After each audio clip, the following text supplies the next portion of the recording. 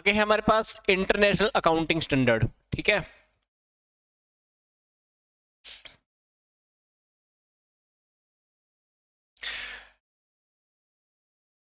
ये टॉपिक है हमारा इंटरनेशनल अकाउंटिंग स्टैंडर्ड को लेकर।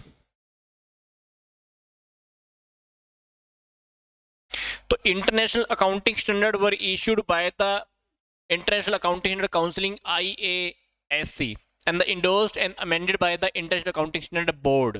अमेंडमेंट जो भी होती हैं, ठीक है, तो इस सीरीज में है। तो पहला इंटरनेशनल अकाउंटिंग स्टैंडर्ड 1, इसके अंदर क्या है? Presentation of financial statement. Financial statements को कैसे प्रेजेंट करना है, ये इशू कब हुआ है? 2007 में। अब इन तीनों लाइनों में, तीनों कॉलम में, तीनों बातें इंपॉर्टेंट है।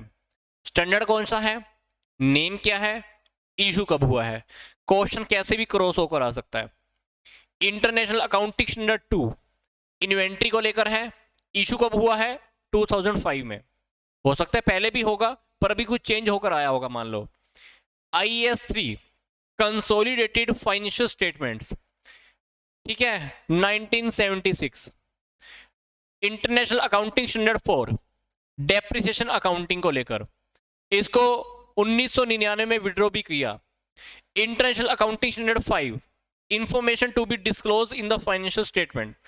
फाइनेंशियल स्टेटमेंट में जो भी हमको इंफॉर्मेशन डिस्क्लोज करनी होती है, इसको लेकर है। इसका ईयर है 1976। International accounting standard 6 accounting responsive to the changes prices changes को लेकर है। International accounting standard 7 cash flow की स्टेटमेंट को लेकर 1992। IAS 8 accounting policies and changes in accounting estimates and the errors 2003। 9 accounting for research and development activities. Number 10 events after the reporting period. Reporting period के बाद हमारे कोई भी event है। Issue 2003। Construction contract 1993। Income taxes को लेकर 1996। Presentation of the current asset and the current liabilities.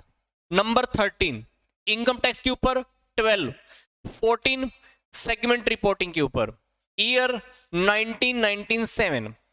Accounting international accounting standard 15 information reflected the change of the changing prices की change होने की वजह से क्या इफेक्ट आ रहा है, उसको रिफ्लेक्ट करने की इंफॉर्मेशन 2003।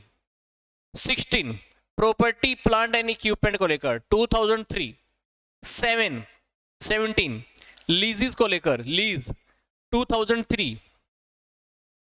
आगे इंटरनेशनल अकाउंटिंग स्टैंडर्ड 18 किसको लेकर है? रेवेन्यू को लेकर 1993।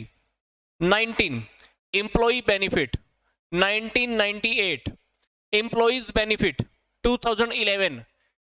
Number 20 accounting for government grants and disclosure of the government assistant. Government से जो भी असिस्टेंट मिलती है, जो भी ग्रांट मिलती है, उसको लेकर number 20 1983।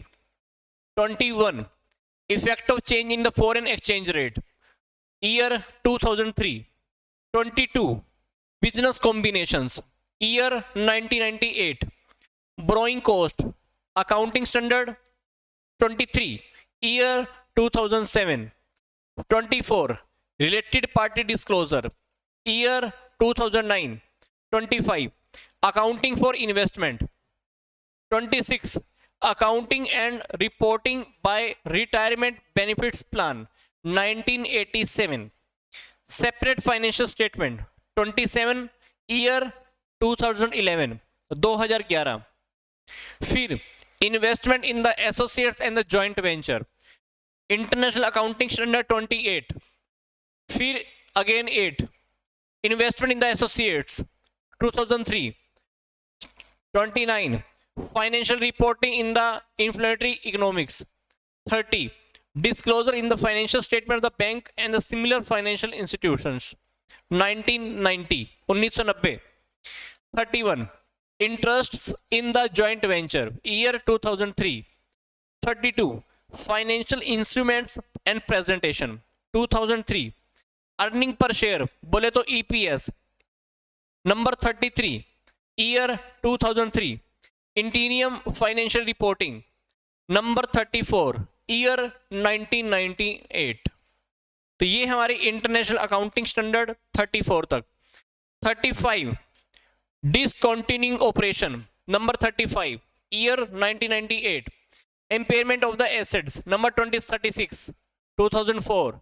37 provision contingent liabilities and contingent assets 1998। intangible asset 38 year 2004। 39 financial instrument recognition and the measurement year 2003। investment property year 2003। agriculture number 41 year 2001। ठीक है, तो हमारे पास ये थे इंटरनेशनल अकाउंटिंग स्टैंडर्ड।